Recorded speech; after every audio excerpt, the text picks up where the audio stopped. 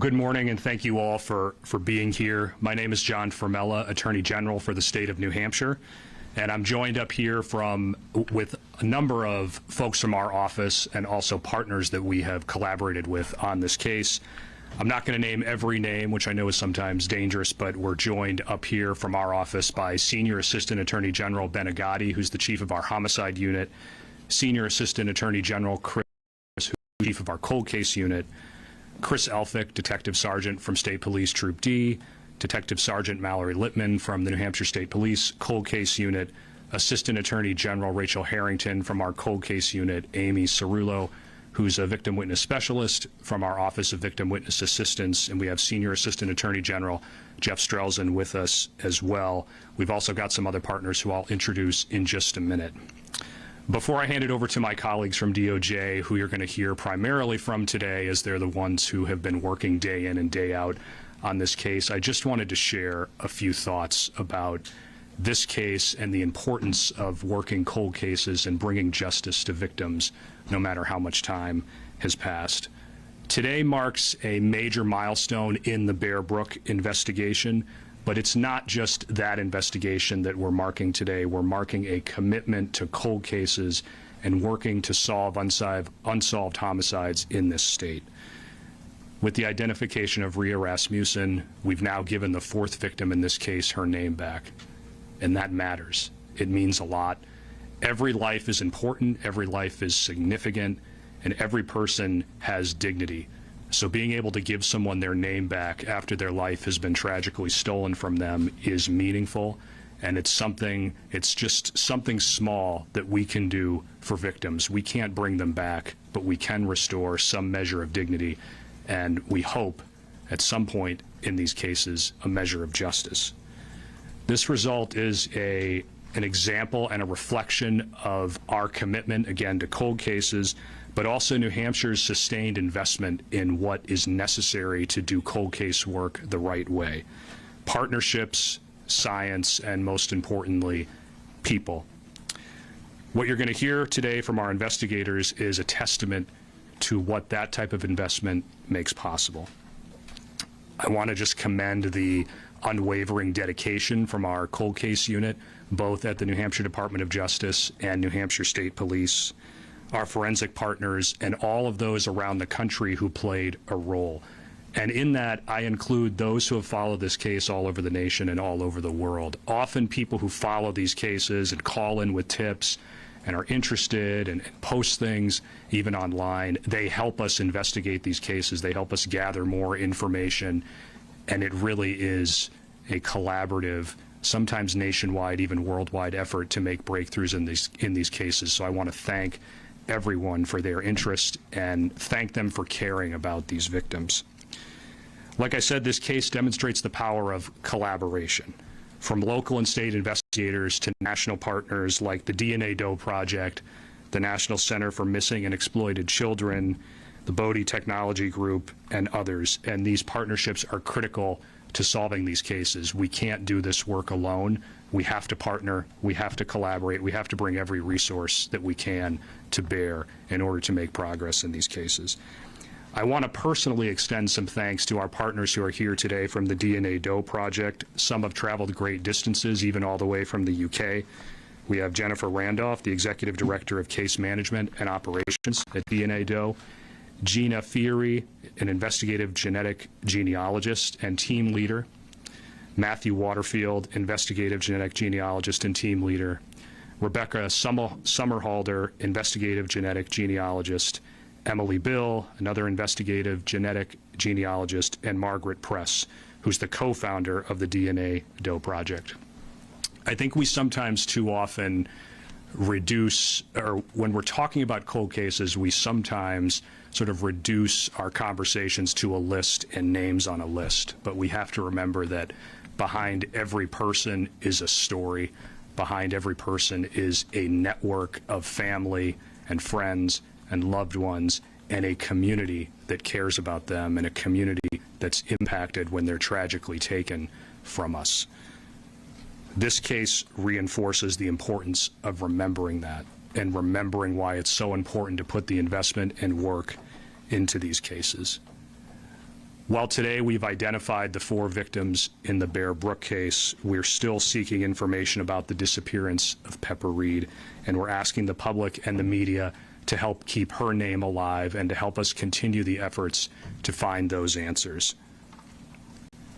We're not going to stop until we find all of the answers, and enforces our commitment in New Hampshire to continue working on cold cases, to continue seeking answers and seeking justice for the families, the loved ones, and the communities that wait for it. And it doesn't matter how much time it takes. It doesn't matter if it requires one investigative team handing off the work to another down through the years and even through the decades. We're going to continue this work. Again, I want to thank everyone who's been involved in this case and who works on cold cases. And I want to thank all of you from the press for being here and covering this case, and the impact you have on helping us to gather information and get the story and the word out. It helps us in this work, so I want to thank you for being here and thank you for your help. With that, I'm going to turn it over to Senior Assistant Attorney General and Chief of our Cold Case Unit, Chris Knowles. Thank you.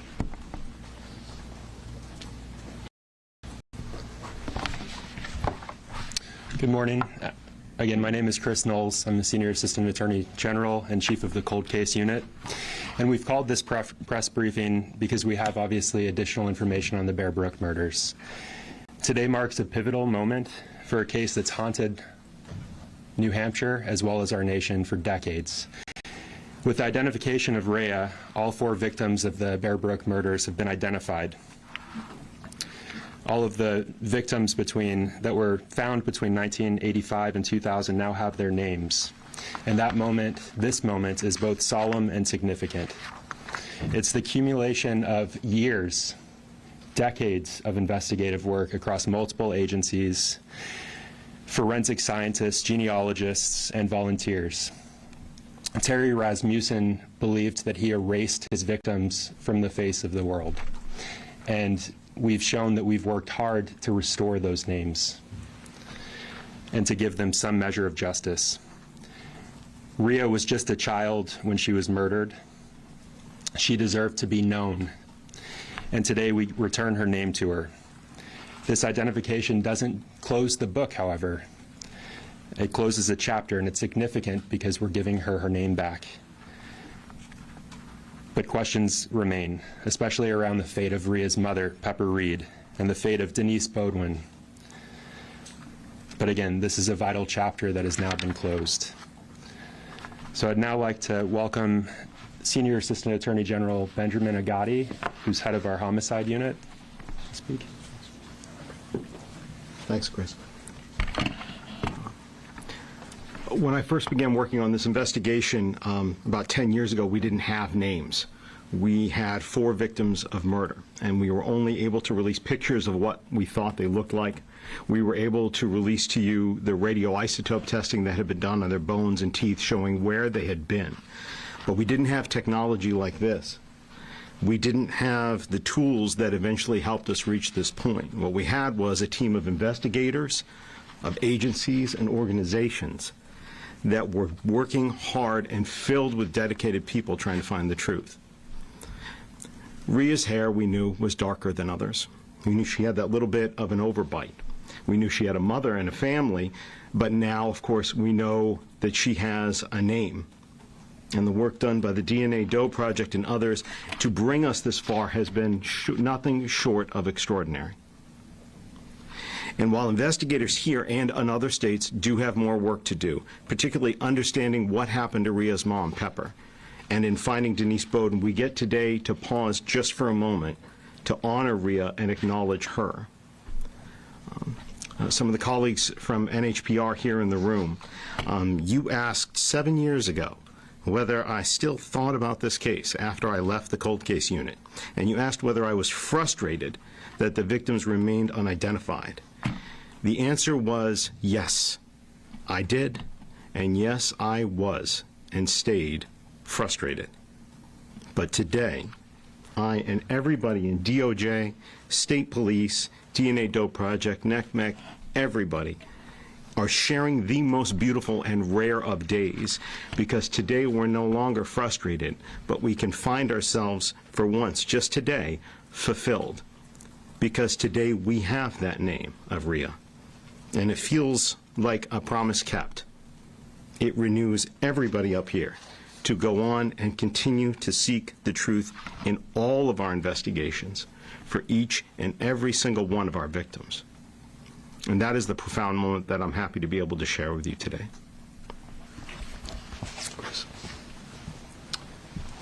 I'd now like to welcome Detective Sergeant Christopher Elphick on behalf of State Police. Morning, everyone. I've looked forward to this moment for a long time, long before we knew the identity of Pepper and Rhea. This case has involved thousands of hours of work by members of the law enforcement community here in New Hampshire, as well as many others across the country. There have been times of frustration upon hitting dead ends and doubt that we would ever learn the identity of the last remaining Bear Brook victim. I consider myself fortunate to work with such a dedicated group of professionals, both from the law enforcement community, the DNA Doe Project, and the National Center for Missing and Exploited Children, who never gave up hope and continued to persevere and search for answers. Thanks to their efforts, Rhea will no longer be known only as a middle child. After more than 40 years, her family will have answers to the questions that they have sought for so long. Our work is not done. We will not stop until we have located the whereabouts of Rhea's mother, Pepper, as well as Denise Bodwin, who are both suspected to be victims of Terry Rasmussen. We'll be working with authorities very closely in California to further the investigation into the whereabouts of Pepper Reed, who was last seen in California in the late 1970s. We will also continue to seek answers in the disappearance of Denise Bodwin, last seen in New Hampshire in 1981. If you have any information, no matter how small it may seem, we urge you to come forward. After more than 4 decades, your piece of the puzzle could be the one that finally brings justice for Pepper Reed and Denise Bodwin and provides long-needed answers. We're actively seeking information on the whereabouts and fate of Pepper Reed, last seen in California, late 1970s, the whereabouts and fate of Denise Bodwin, last seen in Manchester, New Hampshire in 1981. Terry Rasmussen's movements from the mid-1970s to mid-1980s, particularly in California, New Hampshire, Texas, Arizona, Oregon, and Virginia. Anyone who may have known Pepper Reed or who may recall Terry Rasmussen under any of his aliases, including Bob Evans, Curtis Kimball, Gordon Jensen, Larry Vanner, and Gerald Mockerman. Our thoughts are with the many families nationwide that have been affected by the senseless acts of violence committed by Terry Rasmussen. I'd now like to welcome Victim Witness Specialist Amy Cerullo with the Office of Victim Witness Assistance. So this first statement is from the family of Pepper and Rhea. First and foremost, we want to express that Pepper is deeply loved and missed every single day. Though we did not have an opportunity to meet Rhea, she is cherished just as much in our hearts. Our family kindly asks for privacy as we grieve. Lastly, to Chris Elphick, Justin Rowe, Amy Cerullo, Chris Knowles, and the New Hampshire Police Department's DNA Doe Project, and the countless good-hearted people who have assisted in this investigation, we are forever grateful. Your relentless determination has brought our family together, and we cannot thank you all enough for keeping Rhea close in your hearts when our family could not. God bless you all. This second statement is from the paternal half-siblings of Rhea, Diane and Deb. So, in light of recent events, the family of Rhea and Pepper are navigating a deeply traumatic and personal matter. We ask that everyone respect their request for privacy. We understand the public's interest, but request that all parties refrain from speculation, unwanted contact, or pursuing personal details. We would like to thank the media and public in advance for your understanding and cooperation. And we'll now hear remarks from Jennifer Randolph with the DNA Doe Project. Good morning. I'm Jennifer Randolph, the Executive Director of Case Management and Operations with the DNA Doe Project.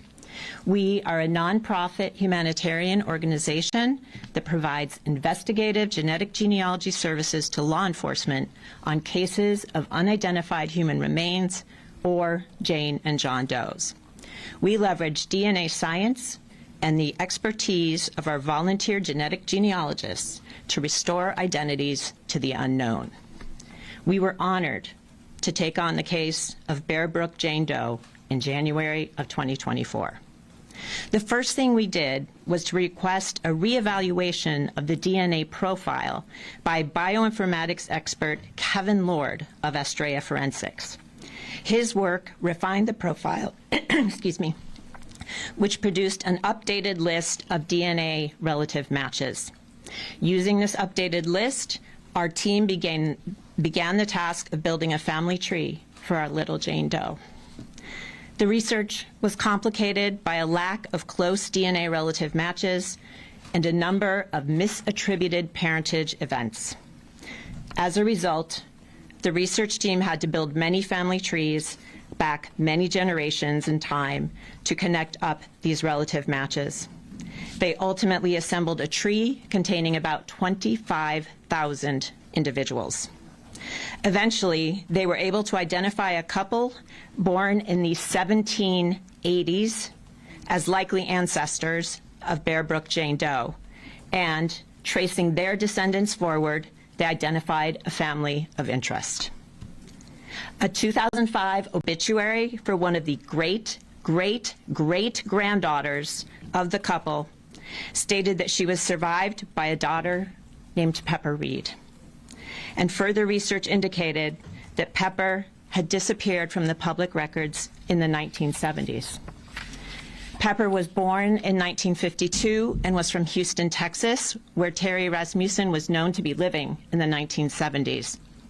The team then found additional connections between Pepper's ancestors in the unidentified girl's DNA relative matches, which confirmed that Pepper Reed had to be the mother of the little Jane Doe. Shortly after identifying Pepper Reed as the child's mother, the team found a 1976 birth record for a girl named Rhea Rasmussen in Orange County, California.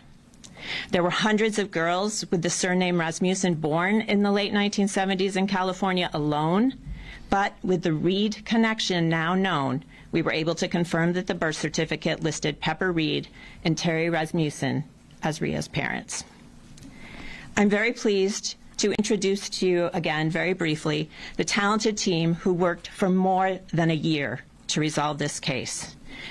Here to my right, we have Prime Leader Matthew Waterfield from the United Kingdom, co-team leader Gina Feary from the state of Texas, investigative genetic genealogist Emily Bill from the state of California, and Rebecca Summerhalder from the state of Georgia, and most especially the co-founder of DNA Doe Project, Dr. Margaret Press from California.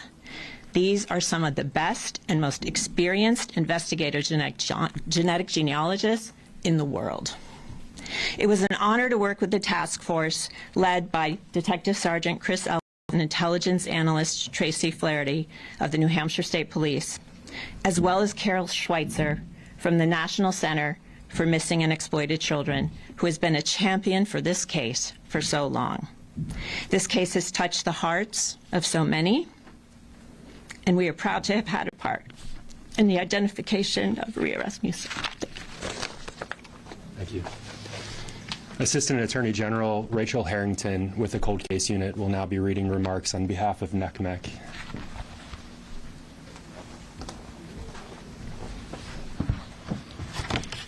Thank you. I'll be reading a statement today from NCMEC, which is the National Center for Missing and Exploited Children, who were unable to be with us here today. At the National Center for Missing and Exploited Children, we were honored to assist New Hampshire State Police in this heartbreaking and difficult case. After 25 years, Rhea has finally been given her name back. This case is a powerful example of what can be accomplished when everyone works together and refuses to give up. Thank you. I would now like to welcome Detective Sergeant Mallory Littman, Commander of the Cold Case Unit. On behalf of the Cold Case Unit, the New Hampshire Department of Justice, and New Hampshire State Police, we extend our deepest thanks to all who contributed to this identification. The DNA Doe Project NCMEC, Firebird Forensics, Estrella Forensics, the Bodie Technology Group, and the New Hampshire Office of the Chief Medical Examiner, and everyone who refused to let this case be forgotten. We are forever grateful. I'd like to personally thank Detective Sergeant Elphick and Intelligence Analyst Tracy Flaherty for their relentless efforts to identify Rhea. Before we close today, we want to be very clear. This investigation is not over.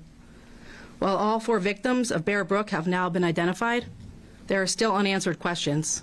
Questions we believe someone out there can help answer. As Detective Sergeant Elphick stated, if you have any information, no matter how small it may seem, we urge you to come forward. After more than 4 decades, your piece of the puzzle could be the one that finally brings justice for Pepper Reed and Denise Bowden, as well as provide long overdue answers we are searching for. You can contact the New Hampshire Cold Case Unit at 1-800-525-5555 or 603-271-2663, or by email at coldcaseunit@dos.nh.gov. Or you can contact the National Center for Missing and Exploited Children at 1-800-THE-LOST, or their email, nicmictips@nicmic.org. Tips can be submitted anonymously. We will follow up. Even though decades have passed, we are still listening. We are still looking. We will not stop. This concludes our presentation. Thank you. So we'll now take any questions. Chris, if you want to join me. Can I actually ask the question? It's the DNA project and then it's Ben. It's a similar question though, so grab yourself. I just couldn't, I was so taken by your emotion. I mean, this may seem like a stupid question, but all of you were very emotional during the reading of the statement from Pepper's family. I know you've spent hours and hours and you're having a hard time right now. Could you explain for all of us where that emotion comes from for this case specifically? This case, every case we take on is important, and it's the most important case for the family of that doe. I think this case is particularly emotional for us, given that she's a young girl. This is the youngest doe that we've identified to date, and also because we were working so closely, meeting monthly, with the New Hampshire State Police and NCMEC. This team poured their heart and soul into this case. They really did. And so, yeah, it's obviously it meant a lot when we finally got there and knew her name. Yeah. So what was that like for your team to finally zoom in on one name? It was a bit of a shock and, just sort of surreal that for a short while we were the only ones on the planet who knew her name to connect with law enforcement. It's why we do this work, because we care so much about not only the individual getting their name back, but also the family who's been wondering what's happened for so long. Thanks for that. Yeah. Ben, was I right that you were kind of tearing up earlier? I'm a big softie, so yeah. I would agree in terms of it is emotional for dealing with a younger child, but also because for those who have worked this particular case, it's every investigator here, investigators that you don't see that are here, attorneys that are here, attorneys that you don't see that are not here today. For every single one, there's so many different cases that they work where despite years, decades of effort and the best science, the best work, you just never get there. And this is a case where we got there. And that's emotional. So. Any other questions? I don't know who would be best to answer this, but I would imagine an investigator said a long time ago that this case was a little unusual in terms of serial killers, that he was killing people he knew, and in this case, his own daughter. Did that make it even more important to find justice for, not that there's any kind of serial killer that's better than others, but is it even more heinous that he was killing his own daughter in this case? So I'll take it and then I'll give you an opportunity. So I would say to that every case that we have, it matters, is important. It's the same thing we tell families. It's true for every case. Every case represents loss for not only the families that loved this person, but their friends, for the entirety of the community. So we handle each case, the homicide unit as well as the cold case unit, with the dignity and care that they each individually deserve. And to speak to Terry Rasmussen killing victims that he knew, that certainly is unique, very unique. He had a type. He was going after vulnerable people, and it seemed that his plan was to alienate them from their family, so they were never reported missing. And he continued that pattern up until the year 2000 when he killed Eunsoon Jun in California. What you were talking about there, some of the patterns that you've already been able to identify with these victims and now knowing their identity, does that help inform sort of the approach moving forward as you continue the investigation and looking at these other people as far as location or sort of where they might be? It certainly does. Terry Rasmussen has vast gaps in time that he's unaccounted for. We're still trying to put those pieces together. Every time we learn something new, it fills in a piece of that puzzle and fills in a gap of time. It'll hopefully direct us to where he was. And these large gaps in time, it's highly unlikely that he stopped doing what he was doing. He didn't go for 6, 8, 10 years without continuing to kill people when up until that it was a steady pattern. So as we continue, we just don't know what we're going to find. It's certainly possible we're going to make some more discoveries, not just about the whereabouts of Pepper Reed and Denise Bowden, but additional victims as well. Any other questions? Sure. I was just going to ask if there's been any accounting done to date about how much these investigations have cost, specifically to the state of New Hampshire. Not to my knowledge. I think I speak for New Hampshire State Police and Department of Justice when you can't put a monetary amount on bringing closure to a case and being able to approach that family and give them some closure. But I can tell you, as far as man hours and team hours, not just from State Police, DOJ, but also our partners, it's in the thousands. The amount of work that's been poured into this, especially by people that this isn't their job, this is just what they do because they think it's the right thing to do and they feel compelled to do so, like the volunteer folks at the DNA Doe Project. Sir, you had a question? Yeah. Obviously, genetic genealogy has played a really pivotal role in moving this case forward after so many years. As we think about Denise Bowden and Pepper Reed, those investigations, do we see genetic genealogy still being able to play a role in the investigation moving forward? Or is this moving to a place that's going to have to rely on a different type of, maybe more old-fashioned investigative work? So investigators are using all tools in their arsenal to answer those questions and to bring justice to those individuals. We're also relying on the public, people who may have known Pepper Reed, may have known Denise Bowden or seen them. No piece of information is too small, and so contact the Cold Case Unit. Ma'am? So I just wanted to clarify if this is the first time that Pepper Reed was connected to Terry Rasmussen, and if there are tips between their disappearance in the 1970s to now that you're relying on while you're investigating her case. This case was solved with the help of genetic genealogy and the DNA Doe Project. What ultimately led us to Pepper Reed and Rhea was the hard work done by the DNA Doe Project and putting those family trees together, countless hours. I think, Jen, what was it, 25,000 people approximately? To put her on a computer screen, you need about 6 computer screens to be able to see the whole thing, to be able to work down those. That's ultimately how we were led to Pepper Reed. What more can you tell us about her? So far, you said the last time she was seen was the 1970s. We've, of course, seen the photos. Is there anything else you can tell us about her that might jog somebody's memory that's watching? We're still working on gathering more information and putting some of the pieces together. As it becomes available, we may be able to share some of that. But obviously, we're going back many, many decades, so we're working on it. You mentioned that there might be more victims involved. What's the sort of total confirmed number of victims so far associated with Terry Rasmussen? So you have the four victims in Bear Brook. You have Denise Bowden, who's a suspected victim of Terry Rasmussen. You have Pepper Reed, who's a suspected victim of Terry Rasmussen. You have Eunsoon Jun in California. I think 7. 7. Any other questions? Has the DNA genealogy research identified any other possible children of Terry Rasmussen living? No, we've not yet. Ma'am, you had a question? I was going to ask if there's been if there is any sense of motive from Terry's part. Brutal acts, and the purpose of this presentation was to restore Rhea's name, and so we'd be happy to talk with you privately, though. Any other questions?